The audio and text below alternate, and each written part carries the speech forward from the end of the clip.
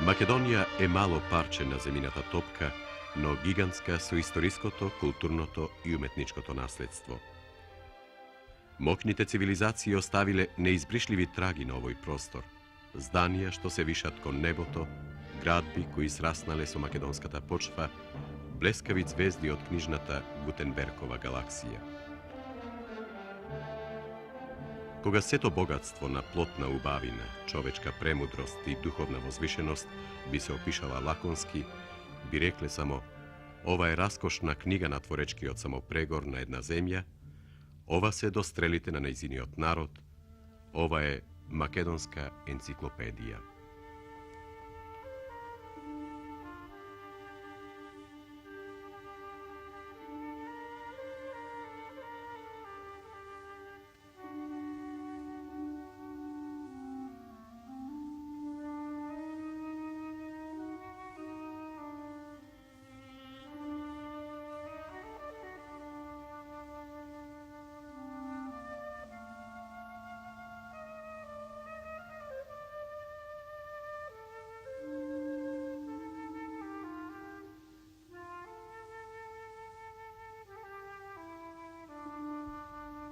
И додека Европа крупно чекори кон модерното, по патиштата построени за време на хуманизмот и ренесансата,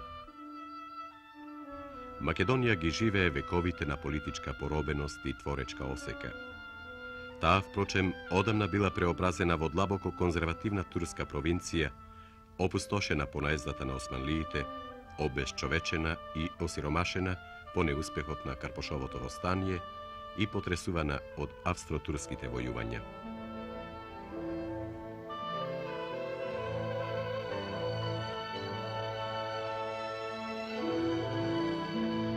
Некаде кон крајот на 17-тиот век, а поточно, најверојатно предрамно 3 столетја, во славомакедонското семејство Жефарови од древниот Доиран се родил Христофор.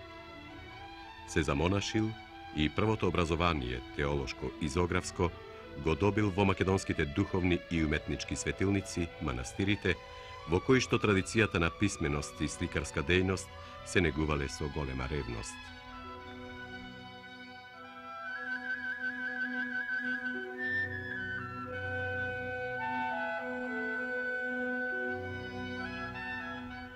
Можеме да го замислиме младиот духовник како врви по патиштата на немирна Македонија од жариште во жариште на книгата и светата слика.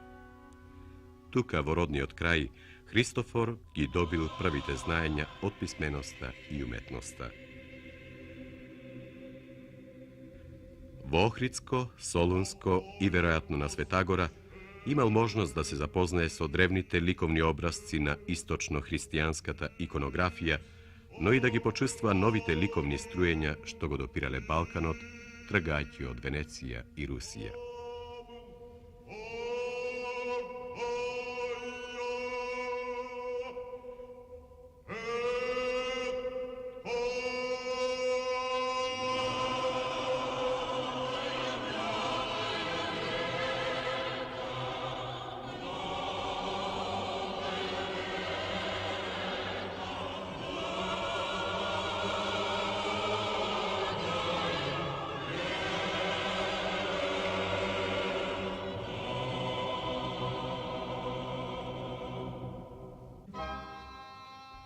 Христофоровиот немирен и надсе љубопитен, но и практичен дух не му дозволувал да остане во Македонија.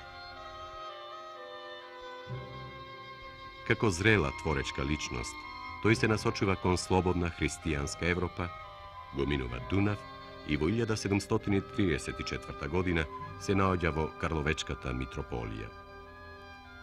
Благотворната клима дозволувала полн рассуд на солидно интелектуално и занетчиско уметнички образованиот Христофор. Талентот и деловноста, две качества со кои се одликувал секој креативен потек на доиранчанецот, го сториле своето и под закрила на мокната православна комуна, гласот за него се расширил надалеку.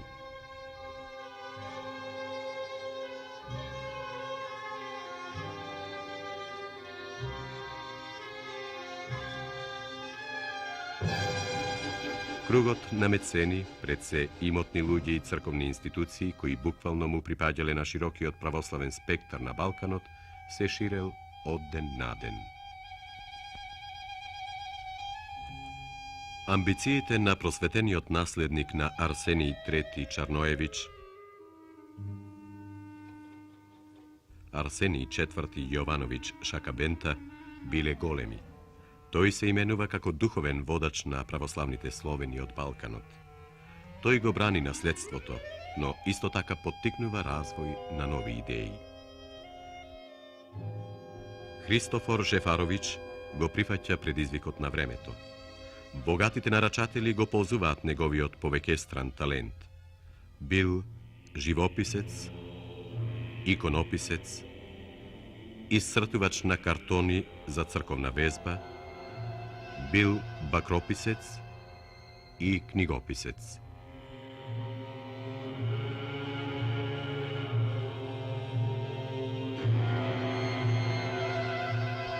Ја живописа манастирската црква во Боѓани и го остава зад себе еден од најзначајните паметници на сликарството од 18-тиот век, сликарство импресивно колку со монументалноста, уште повеќе со новите ликовни разбирања.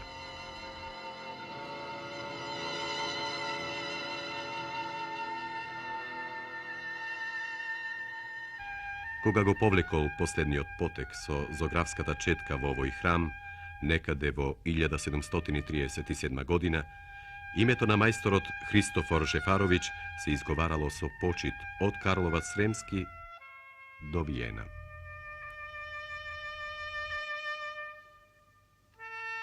Во својата ќелија, како што имал обичај да го именува постојаното живеалиште во Виена, ги обликувал идеите на бакрописи, книги, везби, икони и картони овој општо славјански зограф.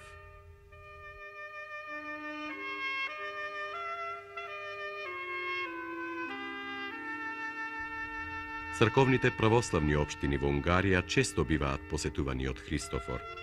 Тој не е така редок гостин на фрушкогорските манастири, во чии ќелии тоа време стигаат повеќе духовници од Македонија, особено од југозападните краишта.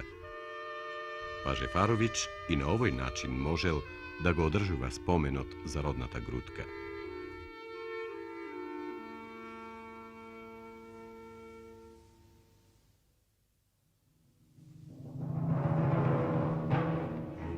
Создава дела кои значат нешто ново во ликовно-естетскиот подход и вршат силно влијание врз словенофилските чувства кај населението. Изработува повеќе бакрописи буквално за етнички пребогатиот православен свет на Балканот, за србите во Австриското царство, за македонците, бугарите, власите и грците од јужните предели на Балканот, за романците и русите.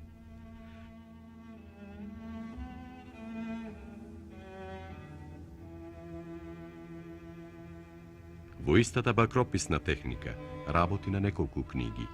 Една од нив, стематографијата, излезена во Виена во 1741 година, ја имала таа среќа да биде револуционерна книга во вистинската смисла на зборот.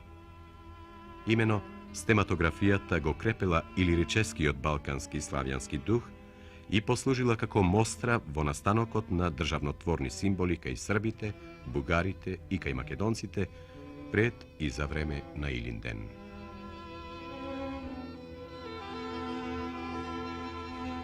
Во летото 1745 Христофор со група калуѓери тргнал на југ. Се спуштил до Солун, откаде што сакал да се упати по море со кораб кон светата земја во Христовиот град Ерусалим. Според патеписните белешки на еден од аџиите, Силвестер Еромонах, пределите на нашиот зограф му внесле ведрина и ја потврдиле неговата љубов кон родниот крај. И кога веќе минале низ земјата македонска до Швардар, аџиите стасале во Солун град превелик, место купеческо е, изрядно е и многонародно е, пристаниште корабљено е, предивно е, корабли од различних стран имеет. Богатиот трговски град му бил добро познат на Христофор, кој наново имал можност да ги погледа старите христијански споменици и патем да склопи некоја деловна сделка. За сожаление, немаме такви подробни описи за престојот на Жефарович во Ерусалим. Тесните и пребогати со историја улички на Светиот град, полни со жива историја, му послужила како творечко вдахновение за книгата Описание светаго Божија града Ерусалима. Излезена најверојатно во 1752 година, книгата имала една цел – да даде опис на светите места во Ерусалим и неговата околина, каде што доаѓале на поклонение бројни аџии, а меѓу нив и Христофор Жефарович. Кон средината на 1753 година, Христофор заминал за Русија. На пат, овој неуморен работник, општословенски зограф, го пишува тестаментот, со кој како единствен наследник го именува синот од сестра си Даниел.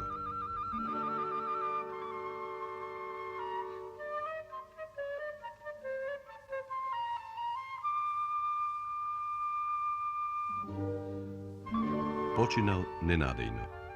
Бил погребан во Богојавленскиот манастир близу Москва. Завештанието на Христофор се чува во Синодалната архива на Руската православна црква и еден од ретките пишани документи и жив свидетел за темпераментниот, вон кабинетски уметник, немирен дух и регистратор на времето.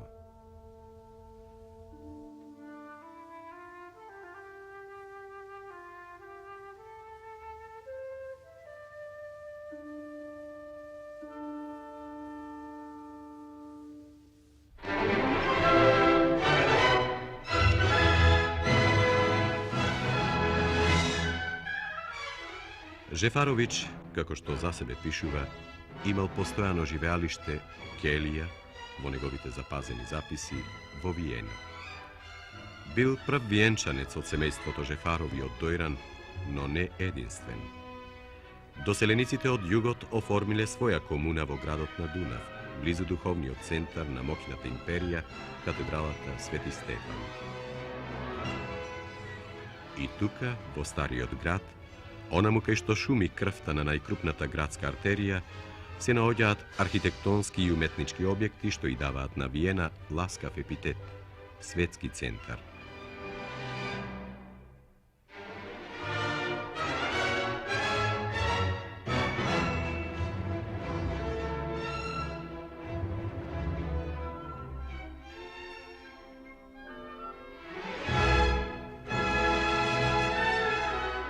А среде тие објекти, во близина на едно од неимарските чуда на минатото, катедралата Свети Стефан, на Флајшмаркт, се наоѓа една куќа што и припаѓа на угледната фамилија фон Жефарович. Куќата што ја купил Даниел, внукот на Христофор, била со децении дом на аристократите од лозата Жефарови, чиј корен бил во Дојран, но чиј плодови на полето на уметноста, музиката, науката и политиката узреале тука, во Виена.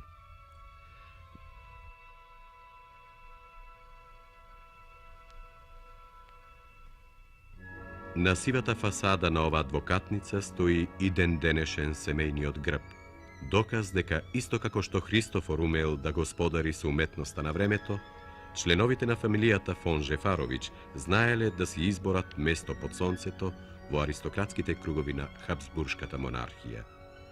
Не им недостигале ни талент, ни сензибилност да го почувствуваат пулсот на времето.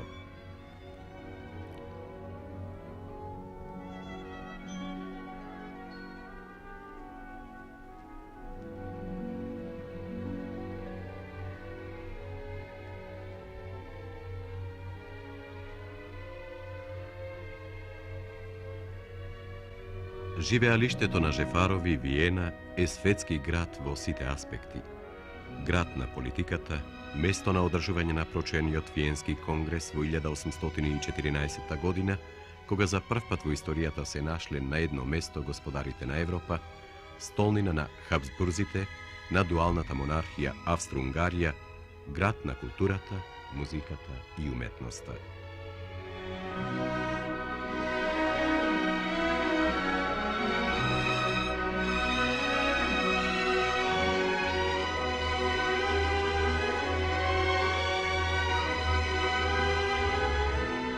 Раскошниот културен мозаик, во кој едно мало камче била дејноста на фамилијата фон Жефаровиќ, постапно го оформил врвниот царски имидж на Виена на визуелен и спиритуален план.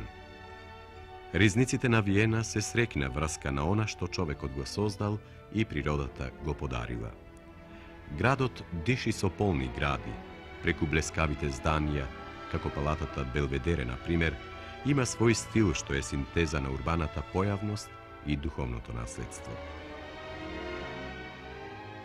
Тука, во овој сплет од споменици и културни жаришта, се движеле членовите од фамилијата Жефарови, респектирајќи ги и создавајќи врз царските традиции на империјата Австрија. Му служеле на дворот, кој им укажал чест доделувајќи им благородничка титула. Дворот и неговиот главар, императорот, му ја дале физиономијата на градот кој долго време бил, слично на Париз, град на соништата. Ликовната академија била магнет кон кој се насочувале уметници од северот и југот, од истокот и западот на Европа. Внукот на Христофор, Даниел, бил обврзан со тестаментот да здобие вештина и знаење од убавите уметности токму во ваква академија. Покрај повеќе музички гении, родени или пак кои живееле во Виена, познато е дека и повеќе владетели биле композитори и солидни исполнители. Тие умееле од Виена да направат музичка столнина на Европа, а од операта светилиште. Куќата во која диригирале прочуените имиња на музиката Густав Малер, Рихард Штраус, Херберт фон Карајан, чиј корен, патем речено, е исто така од Македонија, Карл Бем и многу други, е куќа во која аристократијата се насладува на врвни дела од светот на оперската музика. Добива знаења и практицира куќно музицирање, токму како и фамилијата Жефарови.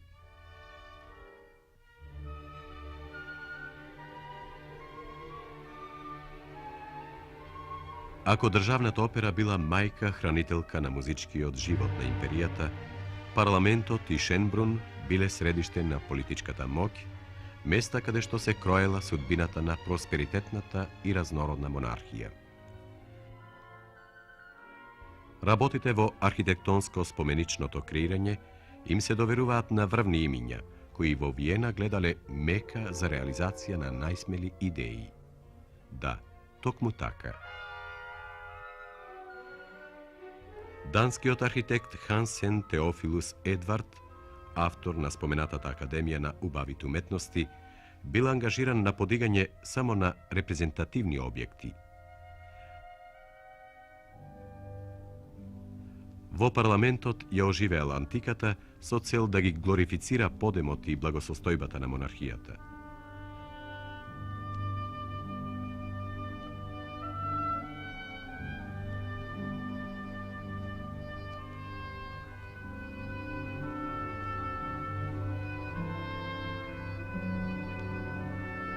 Бил највлијателен архитект на царскиот двор, прв мајстор, да се изразиме во духот на нашите неимарски традиции. Името на Хансен Теофилус Едвард се изговарало со пиетет среде архитектите од минатиот век, а неговите импозантни градби биле пример на кој се угледале низа архитекти, вклучително и Андреа Дамјанов, едно од водечките строителски имиња на Балканот.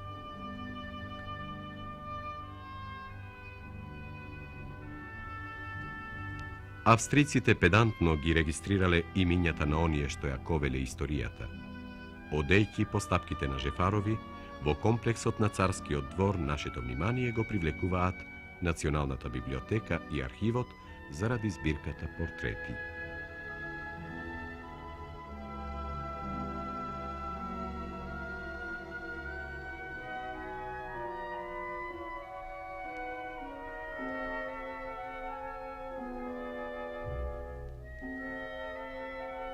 Sie befinden sich hier in der Porträtsammlung und dem Bildarchiv der Österreichischen Nationalbibliothek. Ова е збирката портрети и архивот на слики во Австриската национална библиотека. Ova zbirka ја формира цар Франц II, наследникот на Франц I. Младиот надвојвода дошол во Виена во 1735 година и со себе донесол интерес за книги и за слики. Од Фиренца тој донесе голема библиотека и што току пристигнат во Виена изрази желба да собира и слики. И така скоро преку ноќ се купија многу бакрорези. Всушност, тоа е часот кога е роден нашиот архив. Und kaum hier in Wien angekommen, äußerte den Wunsch, auch Bildnisse zu sammeln. Und so wurden über Nacht Kupferstiche gekauft. Und das ist eigentlich die Geburtsstunde unseres Archivs. Царската приватна библиотека по падот на монархијата беше претворена во национална библиотека. Таа е скоро во истата изведба каква што била кон крајот на монархијата, а во каталогот е означена со посебна сигнатура и секој читател во просториите на националната библиотека може да ги користи тие книги. Und ist im Katalog durch eigene Signaturen gekennzeichnet und jeder Leser kann, wenn er im Hauptlesesaal der Nationalbibliothek eine Buchsignatur mit dem Vermerk Fideikommißbibliothek findet, die kaiserliche Privatbibliothek hier in diesen Räumen benutzen. Nach dem По Втората светска војна овде беше сместен и архивот на слики. Мора да се прави разлика меѓу збирката портрети и архивот на слики. Збирката портрети, како што рековме, е од времето на цар Франц I, а архивот на слики е од понов датум од крајот на 30-тите и од почетокот на 40-тите години. По војната двете збирки беа собрани во една. Овде може да најдете многу бакрорези, цртежи, litografiji, no i negativi i sliki do denešno vreme. An Stichen, Zeichnungen, Lithografien, aber auch an Negativmaterial und Fotos reichend bis zur Gegenwart.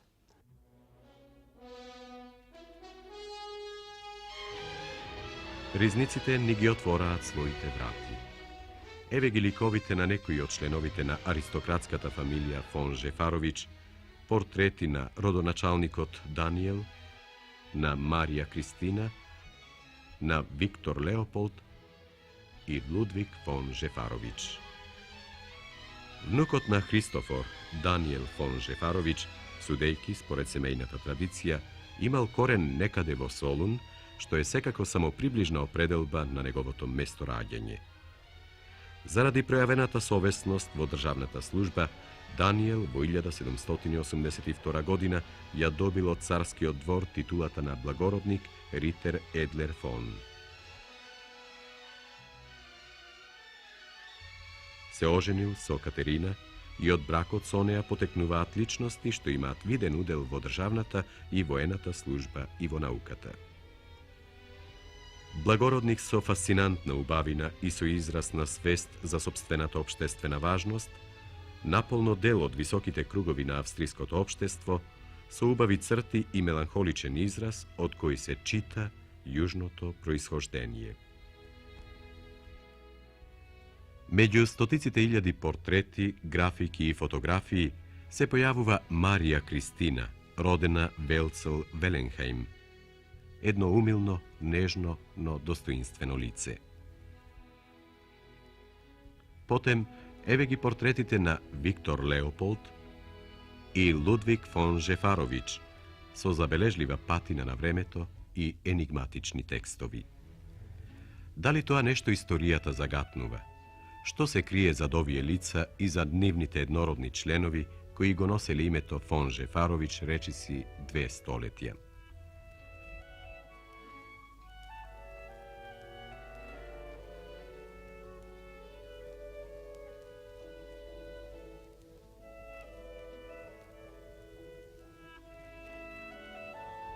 На творечки уметнички план од фамилијата се одделуваат Тереза Марија и Даниел. Благодарение на научно-истражувачката работа на музикологот Здравко Блажековиќ, фрлен е зрак светлина врз нивната музичка дејност. Имено, во Музеот на Славонија во Осијак, во одделот за музички ракописи и литература, се чува едно музичко дело составено од 6 ариети, печатени кај познатиот виенски издател Артари во 1797-98 година. Ариетите го носат композиторското име на Тереза Марија.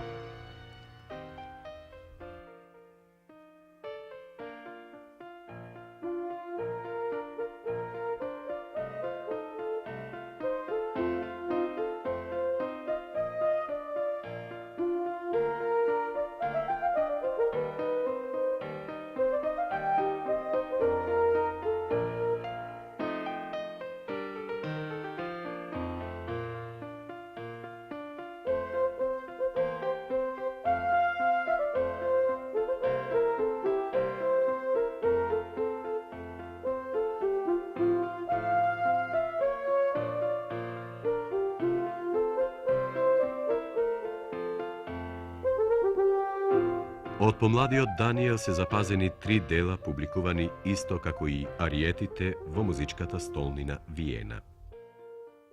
Денес се чуваат во грамодното здание Музикверајн архитектонско дело на веќе спомнатиот царски архитект Теофилус Едвард Хансен.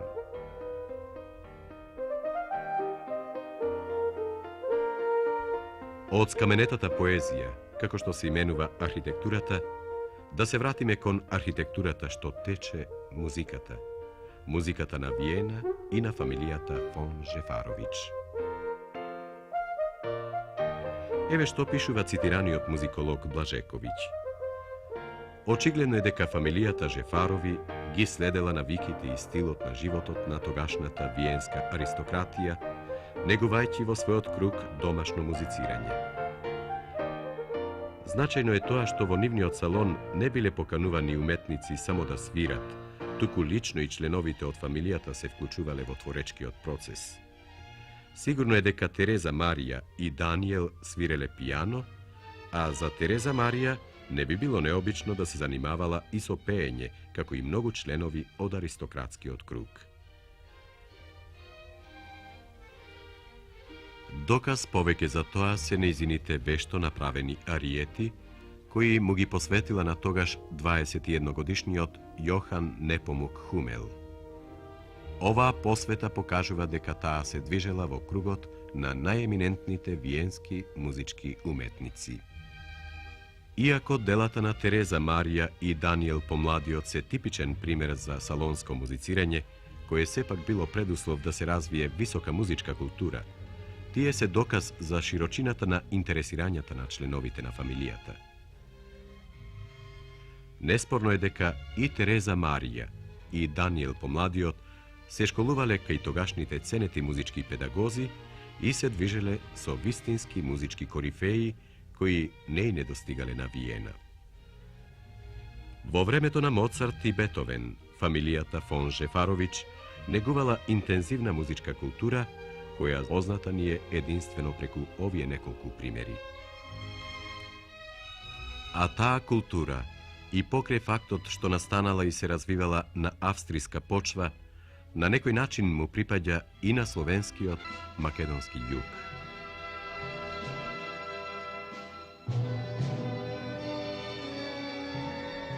Мудриот и прагматичен Христофор Жефарович не ни можел да предпостави какви ќе бидат патиштата на фамилијата која тргнала од едно мало и заостанато турско градче Дојран во еден светски центар Виена. Кога го пишувал завештанието, од својот внук Даниел барал да се здобие со академско образование, таму некаде во учена и просперитетна Европа. Семката паднала на плодна почва. Стеблото на фамилијата Жефарови дало зрели плодови, музичари на времето, темпераментни и амбициозни личности во науката и политиката, покриени со коприна страници од културната историја, кои еднакво им припаѓаат и на моќното царство Австрија од Европа и на Македонија од југот.